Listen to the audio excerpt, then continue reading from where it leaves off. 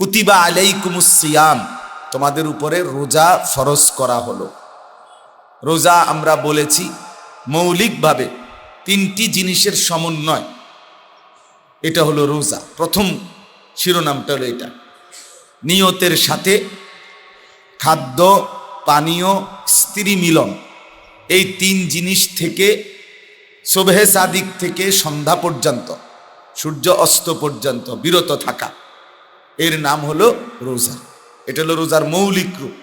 বাকি আরো গুণাগুণ, বৈশিষ্ট্য আরো অনেক আছে।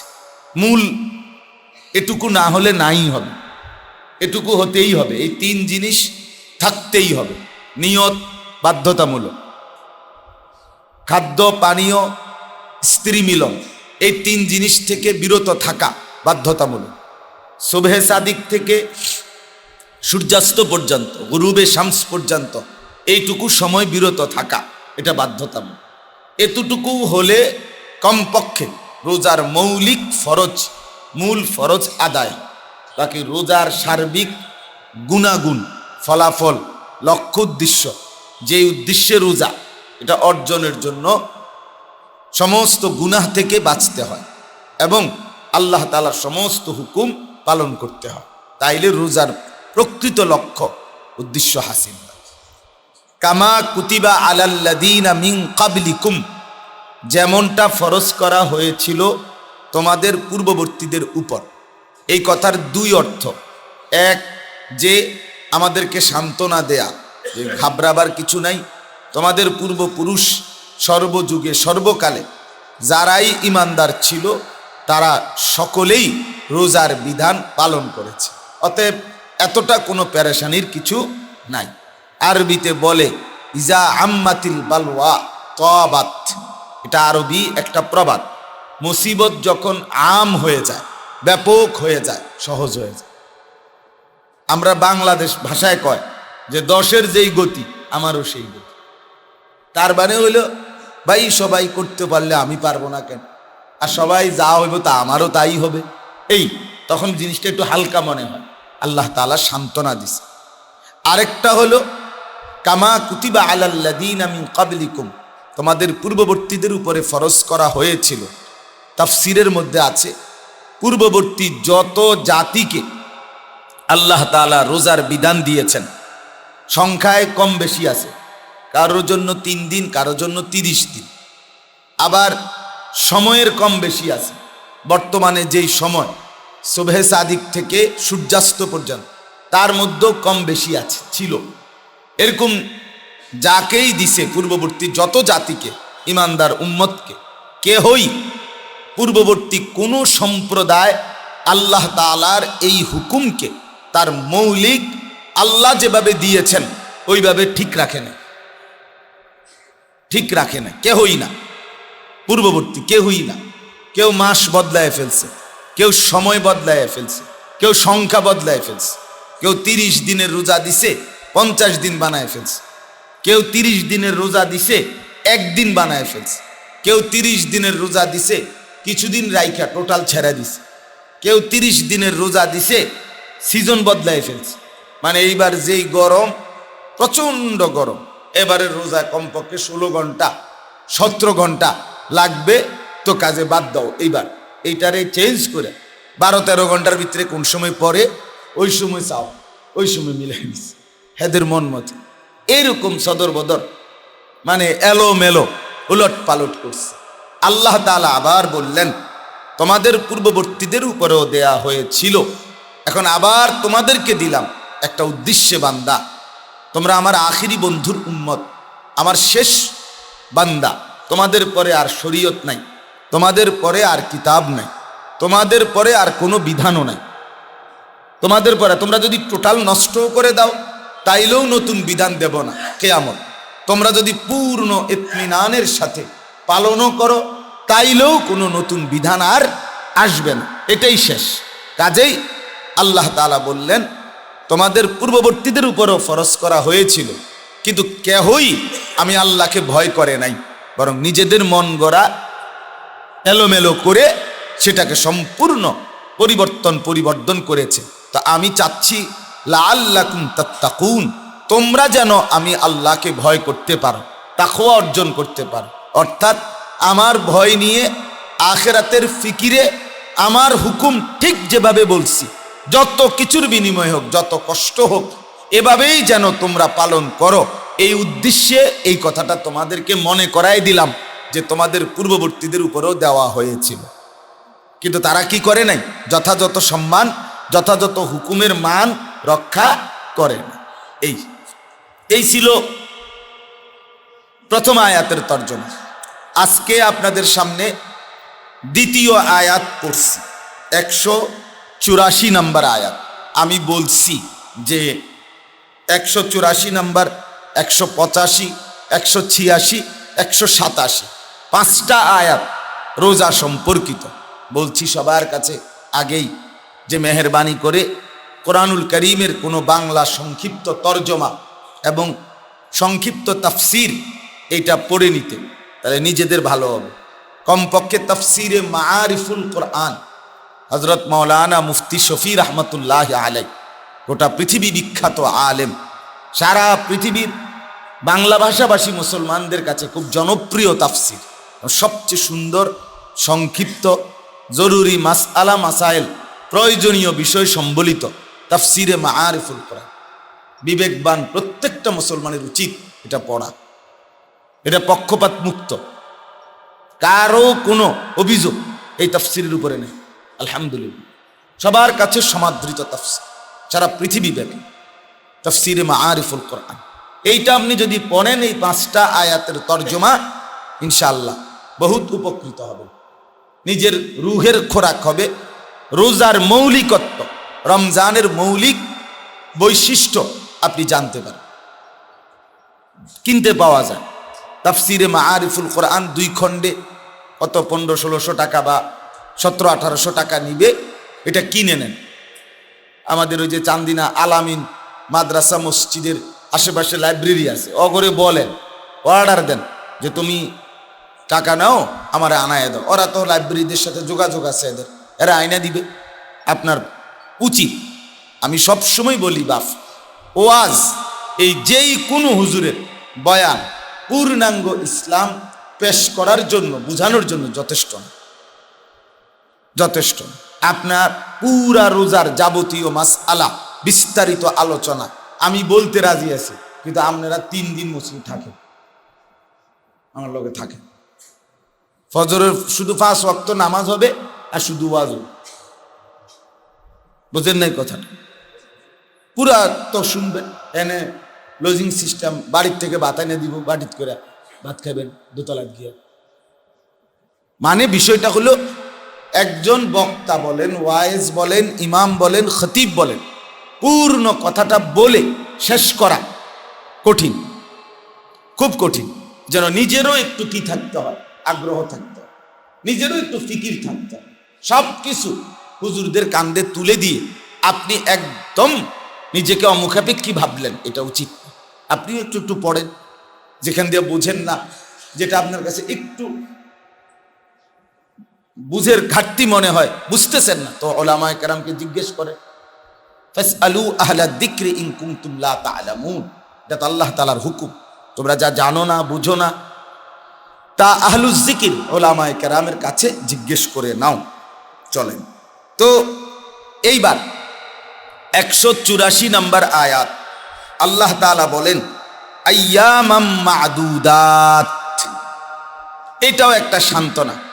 আবারও আল্লাহ তাআলা বলছেন, 1 মাস বান্দা রোজা তোমাদের উপরে ফরজ করা হলো।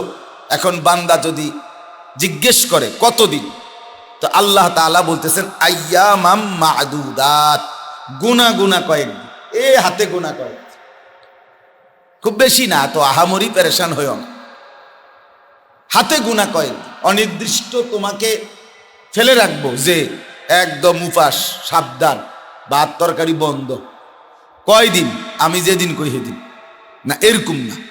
আল্লাহ তাআলা বলেন আইয়ামাম মা'দুদাত, আমার বান্দা এই যে রোজার হুকুম দেয়া হলো, এটা এই গুনা, আদাদ মানে হলো সংখ্যা, পরিমাণ। এই যে ওয়াহিদ, ইসনান, তালাতা, আরবা, খামসা, সিত, সাবা, সামানিয়া, তিসা, আশার, এইগুলো হলো সংখ্যা আদাত, একটা একটা মান আর কি।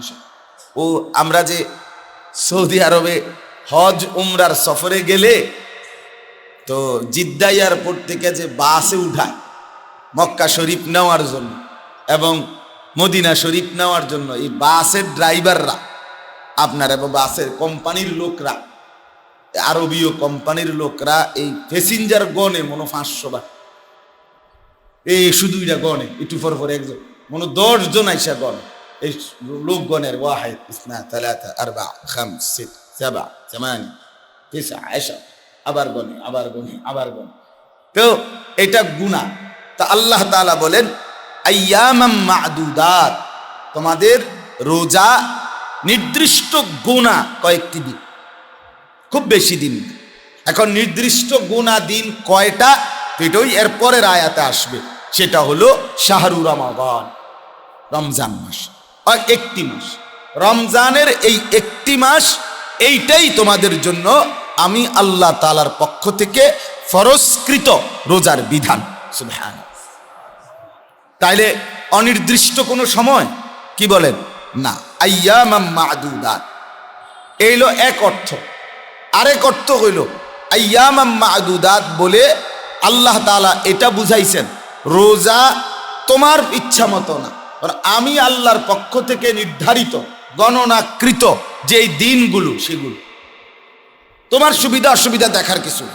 আমি এখন ঝামেলায় আছি, এখন আমি অসুস্থ, এখন আমার একটু অসুবিধা, এই সমস্ত কোনো কথা বললে হবে না। আল্লাহ তাআলার হুকুম মেনে নেওয়া, এটাই বান্দার মূল পরিচয়, এটাই পরিচয়। এখানে কোনো রকম আপত্তি পেশ করা, যুক্তি টাল বাহানা পেশ করা, এটা কোনোভাবেই মুসলমানের সিফাত না। এটা মনে রাখতে হবে, এটা মনে রাখ। কোরআনুল কারীমের মধ্যে আছে ইব্রাহিম আলাইহিস সালামকে যখন আল্লাহ তাআলা বললেন তোমার সন্তান ইসমাঈলকে জবাই করো, তিনি একটা বারও প্রশ্ন করলেন না কেন, না কেন না, ঠিক আছে ঠিক আছে। আপনার ইসমাঈলকে যখন ইব্রাহিম আলাইহিস সালাম বললেন বাবা তোমাকে আমি স্বপ্নে দেখছি জবাই করতে, তুমি কি বলো? ছেলে বলল হ্যাঁ ঠিক আছে আমি রাজি। অর্থাৎ এখানে কোনো কথা নাই, বাবা জবাই করতে কোনো প্রশ্ন নাই, ছেলে জবাই হতে কোনো কি নাই, প্রশ্ন নাই। এ দুইজন যখন পূর্ণ প্রস্তুত হলো, বাবা এবং পুত্র মিনার প্রান্তরে গর্দানের উপরে যখন ছুরি রাখলো, তখন আল্লাহ কোরআনে আছে, আল্লাহ তাআলা বলেন ফালাম্মা আসলামা, এই দেখো পৃথিবীবাসী এক পিতা পুত্র আমার ইব্রাহিম এবং ইসমাঈল মুসলমান, ইসলাম পূর্ণ আনুগত্য করেনি। ইসলাম কেমন হয়? এই যে এমন, ইব্রাহিমের ইসলাম যেমন, ইসলাম মূলত এমন, ইসমাঈলের ইসলাম যেমন, মূলত ইসলাম কি এমন। কোনো প্রশ্ন নেই, কোনো প্রশ্ন। কালকে আমি আপনার গতকাল রাত্রে ঢাকা মোহাম্মদপুর আদাবর ওইখানে বয়ান করছি, তো মালিবাগ থেকে জ্যামে পড়ছি আসরের নামাজের পরে, ভীষণ জ্যাম ভীষণ জ্যাম। তো পরে মাগরিব বাদ বয়ান, মাগরিবের পর হইয়া আরো আধা ঘন্টা 40 মিনিট চলে গেছে। আমি একটা উদাহরণ বুঝাচ্ছি। তো ওইখানকার পরিচিত মোটর সাইকেলওয়ালা দুইজন, তো ফোন দিলাম যে আমার আয়সা নিয়ে যাওয়ার জন্য, আমি গাড়ির থেকে নাইমা মোটর সাইকেলটা যাবো যাতে মাহফিল ধরার জন্য। এখন একজনের ফোন দেওয়ার পরে উনি বলছে যে এই বেশি জ্যাম, আমি আইতে আইতে তো গাড়ি দিয়ে আইতে পারবেন, হ্যাঁ আইতাম নি, ইত্যাদি ইত্যাদি, বুঝছেন নি কথাটা। তা আমার সাথে যে ওনারা, আমি বললাম রিঞ্জু ভাই আচ্ছা রাখেন, ওনারা আরেকজন ওনারে ফোন দেন। তো আরেকজনরে উনি ফোন দিছে, তো ওনারে বলছে, উনি শুধু একটা শব্দই বলছে যে কোনখানে আইতাম, কোথায় আসতাম আমি এখন, খালাস উনি ওখানে আইসা আছে। কি হইছে, জ্যাম হইছে না কি হইছে, হুজুরে যাবে এক কথা। এই যে আনুগত্য, এটা আল্লাহ তাআলা বান্দার কাছ থেকে চায় যে বান্দা কোনো এশকাল নাই, কোনো প্রশ্ন নাই, কথা এটাই আল্লাহ বলেছেন, এটাই কথা আল্লাহ বলেছেন, রব্বে করিম বলেছেন, এটাই কারণ। আর একটা হাদিস থেকে উদাহরণ শুনেন। রাসূলুল্লাহ সাল্লাল্লাহু আলাইহি ওয়াসাল্লাম তার স্ত্রী আম্মাজান আয়েশা রাদিয়াল্লাহু তাআলা আনহা, ওনার কাছে একদিন একজন মহিলা সাহাবী উনি আসছেন। আয়েশা জিজ্ঞেস করছে, আম্মাজান আমার একটা প্রশ্ন। বলছে বলো। নবীজির ইন্তেকালের পরে জিজ্ঞাসা করছে মাসলাটা, যে আমরা মহিলাদের মাসিক ঋতুস্রাব যখন হয়, মাসিক পিরিয়ড, তখন আমাদের জন্য রোজা রাখারও অনুমতি নাই, নামাজ পড়ারও কি নাই, অনুমতি নাই। কিন্তু রোজা যদি ছুটে যায়, রমজানের রোজা এই মাসিকের কারণে, তাহলে রোজা পুনরায় কাজা করতে হয়। কিন্তু নামাজ যখনই সারা বছর ছুটে যাচ্ছে, পড়তেছি না, সেগুলো আর কাজা করতে হয় না মহিলাদের। এটাই মাসালা। নামাজ কি করতে হবে না, কাজা করতে হবে না, কিন্তু রোজা কি করতে হবে। এই মহিলা এটা জিজ্ঞাসা করছে যে এইটা কা এরম কেন, একই বিষয়, আমাদের এই মহিলার বিষয়, তো রোজা কেন কাজা করতে হবে, নামাজ কেন কি করতে হবে না, কাজা করতে হবে। হযরত আয়েশা রাদিয়াল্লাহু তাআলা আনহা, হাদিসে স্পষ্ট আছে, তিনি একটা কথা জবাব দিছেন, হা কাজা আমারানা রাসূলুল্লাহ সাল্লাল্লাহু আলাইহি ওয়াসাল্লাম, এভাবেই আল্লাহ রসুল আমাদেরকে আদেশ করেছেন। এটাই কারণ। কারণ কি আবার নবী বলছে এটাই কারণ, কথা বুঝছেন না আপনি? এটাই কারণ, এটাই কোন যুক্তি এখানে তোমার কি দরকার? রাসূলুল্লাহ সাল্লাল্লাহু আলাইহি সাল্লাম এরকমটাই বলেছেন, এটাই কারণ। এই যে নিঃশর্ত আনুগত্য, এই যে বিনা প্রশ্নের আনুগত্য, এটা ইসলাম, এটা আল্লাহ তাআলার চাওয়া, আল্লাহ তাআলার চাওয়া। বর্তমান মোবাইলের এই যুগে আইসা, আধুনিকতার এই যুগে আইসা, প্রযুক্তির এই যুগে আইসা, আমরা প্রত্যেকেই স্বতন্ত্র মুজতাহিদ, পণ্ডিত, বুদ্ধিজীবী সাজা বসছি। আমরা মুসিবতে পড়ছি এই কারণে। এখন আমলের দিকে ফেরানো যায় কম, বুদ্ধি এক একজন, যার একটা বড় মোবাইল আছে, উনি একজন সাংবাদিক, উনি একজন গবেষক, উনি একজন চিন্তাবিদ, উনি গোটা পৃথিবীকে বুদ্ধি দেওয়ার মতো যোগ্যতা সম্পন্ন, উনি একজন অনেক কিছু, ওনার টাইটেল লিখতেও বহুত সময় দেয়। কেন এত মহান যোগ্যতা, এত অগাধ যোগ্যতা আপনার আসলো কোত্থেকে? ওই 12,000 টাকার এই অ্যান্ড্রয়েডের বরকতে। এই এক জিনিস ওনাকে মহাজ্ঞানী বানায়, প্রতি বিষয়ে কথা বল, প্রত্যেক বিষয়।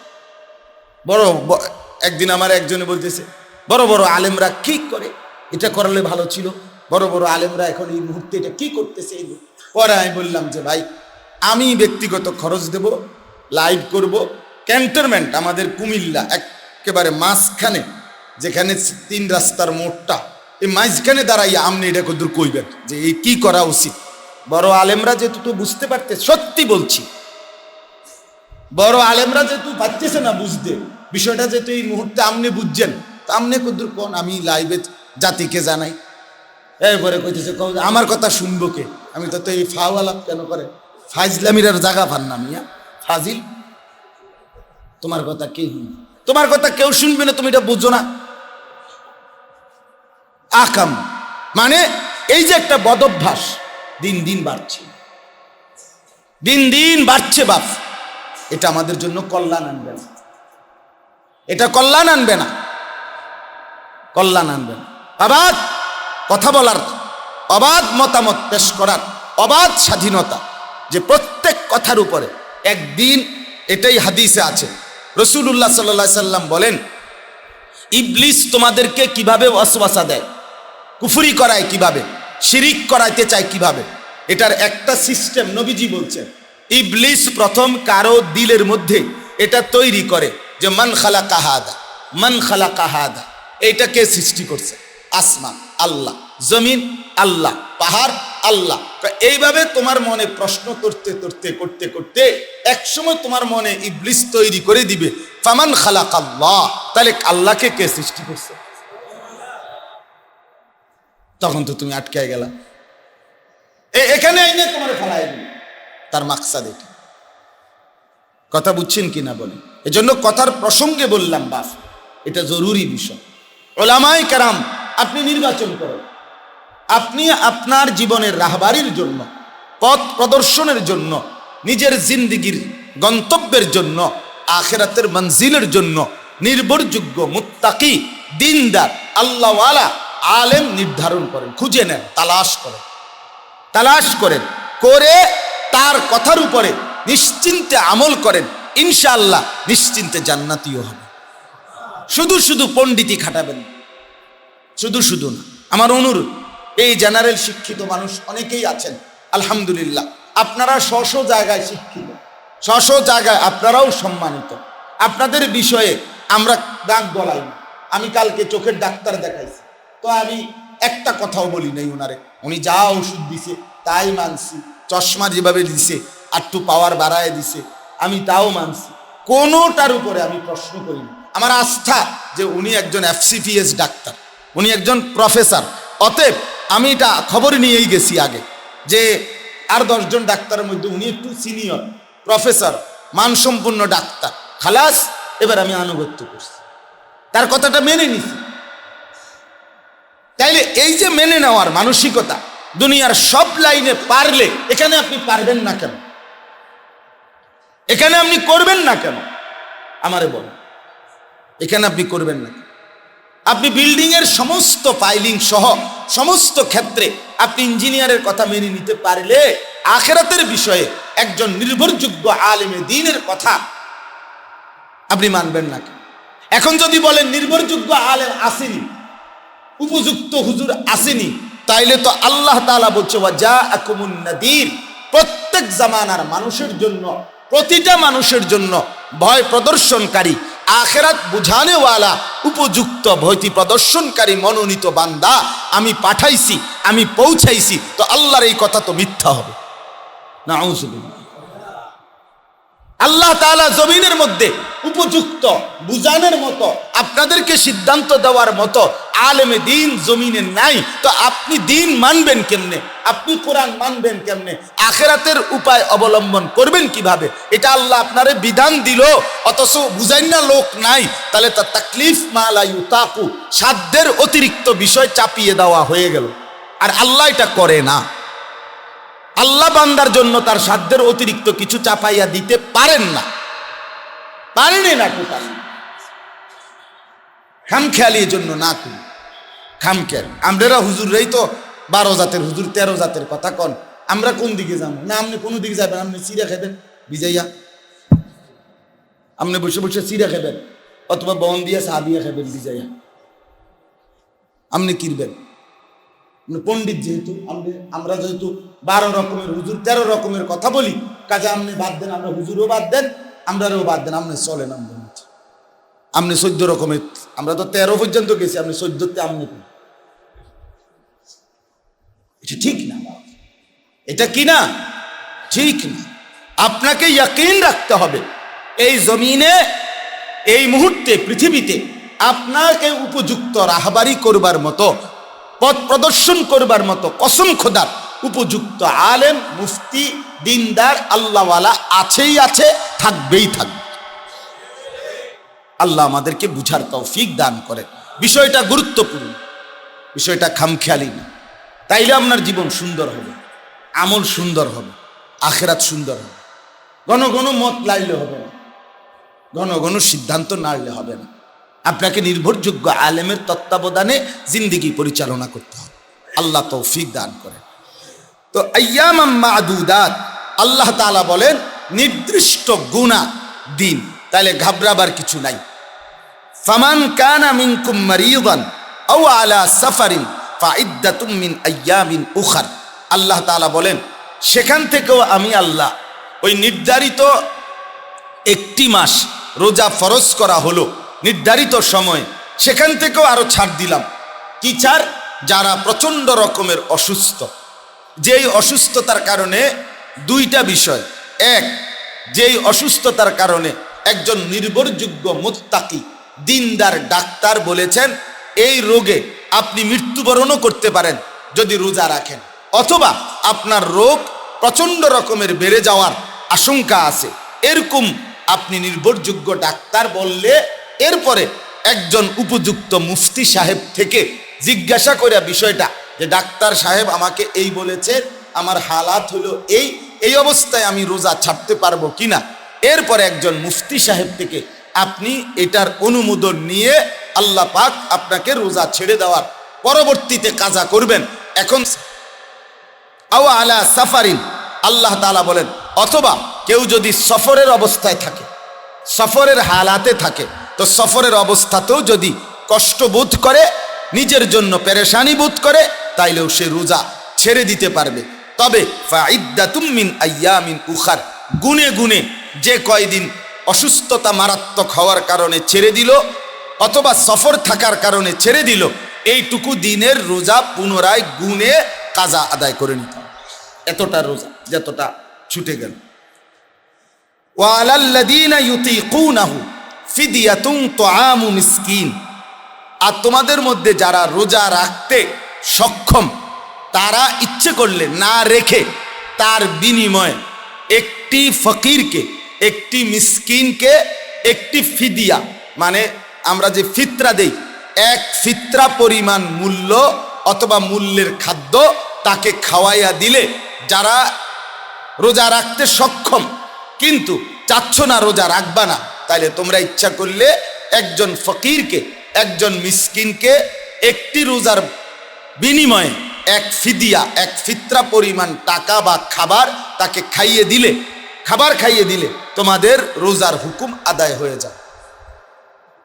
কি বুঝছেন কম না? এই পণ্ডিত এবার কম, অনেকের যে এই কথাটার থেকে হে বলো কি বুঝছে, তো সুন্দর বুঝছেন যে রোজা রাখলেও পারেন, মানুষ খাওয়াই দিলেও পারেন, এটা বুঝছেন না কথাটা?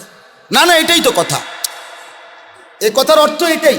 ওমা আপনি যেই কোনো আলেমকে দিয়ে, অনেক আলেম আছে, ওনারা বলুন ওয়ালাল্লাযীনা ইউতীকুনাহু, যে রোজা রাখতে সক্ষম হবে, সে যদি রোজা রাখতে না চায়, ইচ্ছে করলে সে রোজা না রেখে প্রতি রোজার বিনিময়ে একজন গরিবকে এক ফিতরা পরিমাণ মূল্যের টাকার খাবার খাইয়ে দিলে রোজা আদায় হয়ে যায়, এটাই অর্থ।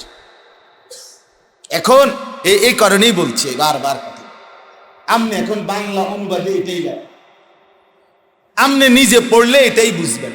এখন আপনি যদি কোনো ওলামায়ে কেরামের ব্যাখ্যা, বিশ্লেষণ, ওলামায়ে কেরামের দিক নির্দেশনা না বুঝেন, না নেন, তাইলে আপনি জীবনেও এই কথার অর্থ আপনি ইহজিন্দিগিতে বুঝতেন যে কি রে কয়, এই কথা তো আমার চোদ্দ গোষ্ঠী শুনছে না, এই হুজুর নতুন কি কইল এটা, সবাই শুনি যে সবাই রোজা রাখতে হবে পুরা মাস, আর এখন কয় তো এটা তো কোরআনের তর্জমা বলল। এই জন্য এটা খুব খেয়াল করার বিষয়। বাপ এটা বারবার বলি আমি, এই জন্য নিজে নিজে কোরআন সুন্নাহ পড়া যায়, কিন্তু বুঝার ক্ষেত্রে যেখানেই খটকা লাগবে, যেখানেই আপনি বুঝতেছেন না স্বাভাবিক কথা, মাসআলাগত কথা, বিধান সম্পর্কিত বিষয়, আপনি কোনোভাবেই নিজে বুঝ করতে চেষ্টা করবেন না। কোরআনুল কারীমের বক্তব্য দুই ধরনের, কিছু আছে আল্লাহ তাআলার কুদরতের কথা, আল্লাহ তাআলার বিভিন্ন শান আজমতের কথা, কিছু আছে জান্নাত জাহান্নামের সাধারণ বর্ণনা, এগুলো সকলেই বোঝা সহজ। আল্লাহ তাআলা বললেন যে আমি আসমান থেকে বৃষ্টি বর্ষণ করি, এটা ব্যাখ্যা ছাড়াই বোঝা যায় কিনা বলেন? আমি তোমাদের পায়ের নিচে জমিন বিছায়া দিছি, এটা ব্যাখ্যা ছাড়াই কি করা যায়? বোঝা যায়। কিন্তু এই যে বিষয়টা, যে এখানে রোজার ক্ষেত্রে আল্লাহ তাআলা কি বললেন বিধানটা, এটা শুধু আপনি বাংলা তর্জমা দিয়ে বুঝতেন। এখানে আপনাকে ওলামায়ে কেরামের ব্যাখ্যার দ্বারস্থ হইতে হবে, তাফসীরের দ্বারস্থ হইতে হবে, ওলামায়ে কেরামের মাসআলা ফতোয়া সিদ্ধান্তের মুখোমুখি হইতে হবে, নাইলে আপনি বুঝতেন। চলেন, ফামান তাতাওয়া খায়রা, এটা বলতেছি আমি, ফামান তাতাওয়া খায়রান ফাহুয়া খায়রুন লাহু। আল্লাহ তাআলা বলেন যে ব্যক্তি একজন মিসকিনকে একটি রোজার বিনিময়ে না রাইখা খাওয়াইলেই চলবে, তবে কেউ যদি বেশি খাওয়ায়, দুইজন রে খাওয়ায়, তিনজনকে খাওয়ায়, কেউ যদি অতিরিক্ত করে ফাহুয়া খাইরুন লাহু, তো এটা তার জন্যই উত্তম হবে, তার জন্যই নেকি আরো বাড়বে। ওয়া আন তাসুমু খাইরুন লাকুম, এরপরে আল্লাহ বললেন তবে শোনো, রোজা যদি রাখতে পারো সেটাই ভালো। রোজা যদি রাখতে পারো তাহলে কি, সেটাই ভালো। ইন কুনতুম তা'লামুন, যদি তোমরা বুঝতে, যদি তোমরা বুঝতে প্রকৃত আমি আল্লাহর কথার আন্দাজ কি বুঝাইতে চাচ্ছি। আল্লাহ বলেন যদি বুঝো তাইলে উচিত রোজা রাখা। এই তরজমাটা এই। এখন আপনারে আমি একটু কথা মিলে কই, তাইলে আপনি কথা পুরা বুঝবেন, সহজে বুঝবেন। মূল বিষয় হলো রাসূলুল্লাহ সাল্লাল্লাহু আলাইহি ওয়াসাল্লামের জামানায়, এই কথাটা শুধু শুনেন তাইলে আপনি এই আয়াতের কথা পুরা বুঝবেন। রাসূলুল্লাহ সাল্লাল্লাহু আলাইহি সাল্লামের জামানায় যখন প্রথম রোজার বিধান নাজিল হলো, রমজান মাসের রোজা, তখন রোজার প্রথম বিধান নবীজির যুগে, সাহাবীদের জামানায়, নবীজির উপস্থিতিতে বিধানটা ছিল এরকম যে রোজার হুকুম আল্লাহ দিলেন, তবে রোজা রাখা না রাখার ক্ষেত্রে ইখতিয়ার দিয়েছে। এইভাবেই বিধান। ইসলামের একটা মৌলিক বৈশিষ্ট্য মনে রাখবেন, কোরআনের অসংখ্য বিষয়ে আল্লাহ তাআলা নবী সাল্লাল্লাহু আলাইহি সাল্লামের 23 বছরের ভিতরে বিধান পরিবর্তন করছেন। বিধান কি করছেন? একাধিক বিধান আল্লাহ তাআলা পরিবর্তন করে করে নতুন বিধান দিছেন। কিন্তু রাসূলুল্লাহ সাল্লাল্লাহু আলাইহি সাল্লামের নবুয়তের জিন্দেগি ইন্তেকাল হলো, ওহী বন্ধ হইল, জিবরাইল আসা বন্ধ হইল, এরপরে আর কিয়ামত পর্যন্ত কোনো পরিবর্তন নাই। কিন্তু নবীজির জামানায় বিধান বদলাইছে। যেমন আপনার খেজুর আঙ্গুর, আল্লাহ তাআলা প্রথম কোরআনুল কারীমের মধ্যে বলছেন খেজুর আঙ্গুর দ্বারা তোমরা তোমাদের খাদ্য রিজিক এটাও গ্রহণ করো, তোমাদের জন্য নেশা জাতীয় দ্রব্য অর্থাৎ তোমাদের নেশার উপকরণ এটাও তোমরা এটার দ্বারা গ্রহণ করে থাকো। এই কথাটা কোরআনে বলছে।